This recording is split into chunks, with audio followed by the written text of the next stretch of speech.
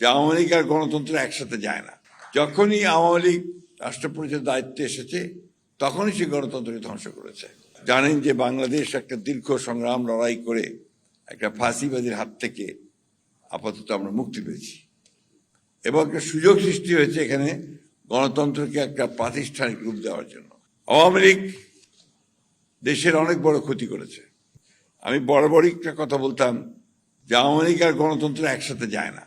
আমি জানি না এখানে কোন কোন দলের লোক আছে আমি জানি না, কিন্তু বাস্তবতা হচ্ছে এটা যে যখনই আওয়ামী লীগ রাষ্ট্র পরিচালনার দায়িত্বে এসেছে তখনই সে গণতন্ত্রকে ধ্বংস করেছে।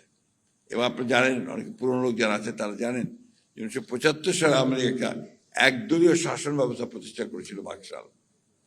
পরবর্তীকালে আবার এইবার যখন আওয়ামী লীগ 2009 সালে ক্ষমতায় আসার পরে থেকে এক এক করে গণতন্ত্রের প্রতিষ্ঠানগুলোকে ধ্বংস করে দিয়ে আওয়ামী লীগ একটা একদলীয় শাসন ব্যবস্থার মতোই একটা ফ্যাসিবাদী শাসন ব্যবস্থা তৈরি করলো, তাই না?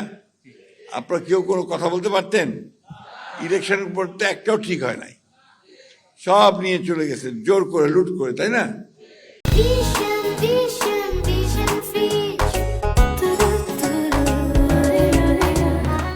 তারপরে যে কয়েকজন বিরোধী দলের হলো, অর্থাৎ বিএনপি হলো বা জামাত ইসলামের হলো বা অন্যান্য কোন দলগুলোর হলো, সেগুলোকে আবার ওই আপনার মন্ত্রণালয় থেকে আপনার বাতিল করে দিচ্ছিল, বরখাস্ত আছে না, এটা করছে না? আমার কাছে এখনো ফাইল আছে আপনার চেয়ারম্যানদেরকে বাতিল করার জন্য, বরখাস্ত করার জন্য। আমরা একটা জনপ্রতিনিধি যে নির্বাচিত হয়ে আসে জনগণের ভোটের মধ্যে দিয়ে, তাকে সহজেই ইচ্ছা করলেই কিন্তু বরখাস্ত করা উচিত না, কারণ তিনি জনগণের প্রতিনিধি। আগে প্রমাণিত হতে হবে যে তিনি কোনো অন্যায় করেছেন, অপরাধ করেছেন, ক্রাইম করেছেন বা আইন ভঙ্গ করেছেন, শুধুমাত্র তাহলেই সেটা করা যেতে পারে, তাছাড়া করা উচিত হবে না।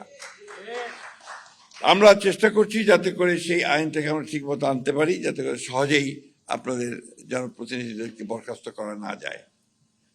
আপনাদের অনেক দায়িত্ব আছে, সেই দায়িত্বটা হচ্ছে, আপনাদের এক বক্তা এখানে বলেছেন যে আপনাদের সম্পর্কে অনেকে অভিযোগ করে যে ত্রাণ মন্ত্রণালয় থেকে বা সরকারি বিভিন্ন জায়গা থেকে যে আপনাদের কাছে যে বরাদ্দ যায়, জনগণকে দেওয়ার জন্য ত্রাণ বরাদ্দ যায়, সেটা যেন আপনার সঠিকভাবে বিধি বন্টন হয়। গরিব মানুষের হক, সে হক যেন নষ্ট না হয়, তাই না? এই বিষয়গুলো কিন্তু আপনাদের খুব বেশি করে দেখা উচিত। দুই একজনের জন্য যেন আপনাদের সামগ্রিকভাবে আপনাদের সুনাম নষ্ট না হয়, এই কথাটা মনে রাখতে হবে। আপনাদেরকে একটা আন্দোলনের মতো করেই সেটা করতে হবে।